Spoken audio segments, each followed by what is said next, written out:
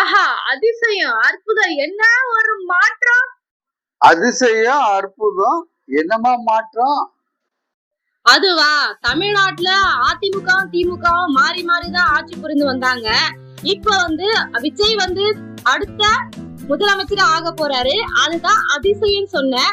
ரெண்டாவது மாற்றம் எதுக்கு சொன்னா, விஜய் மாற்றமா தான் சொல்றேன். நான் சொன்னல இந்த மாற்றத்திலயும் ஒரு ட்விஸ்ட் நடந்திருக்கு. அது என்னன்னு தெரியுமா உங்களுக்கு? தெரிஞ்சதா சொல்லுங்க பாக்கலாம். அதிமுகவும் திமுகவும் விஜய் வருகைய ஒரு பெருசா எடுத்துக்கல. அத ட்விஸ்டா நீ சொல்றியா? அது இல்லங்க ட்விஸ்ட். நான் சொன்ன ட்விஸ்ட் வேறங்க. அதிமுகவும் திமுகவும் மாத்தி மாத்தி போட்டி போட்டுட்டு வாக்குக்காக பணம் கொடுத்தாங்க. ஆனா மக்கள் அவங்ககிட்ட இருந்து பணத்தை வாங்கிக்கிட்டு விசிலுக்கு வாக்கு போட்டாங்க பாருங்க. அது தாங்க ட்விஸ்ட். இனி மக்களுக்காக காசு கொடுத்தா ஓட்டு போட்டுருவாங்க எண்ணத்தை இந்த எலெக்ஷன் உடைச்சிருக்கு. அதனால இனி ஒரு நல்ல மக்களை அணுகக்கூடிய அரசியல் நடக்கும்ன்ற ஒரு நம்பிக்கை இருக்கு. நம்மலாம் வீட்டுல ஒரு பேனர் கட்டணும் தெரியுமா? வாக்கு விற்பனைக்கல்ல, நல்ல ஜனநாயகமா வாக்களிக்க சொல்லிட்டு.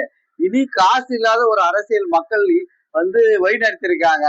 இத அரசியல்வாதிகள் இதுக்கு காசு கொடுக்காத எலெக்ஷன் அணுகி மக்களுக்கான தேவையை செய்தா இதுவே நல்ல ஜனநாயகமாக தமிழகம் இந்தியாவுக்கு ஒரு எடுத்துக்காட்டா இருக்கும்.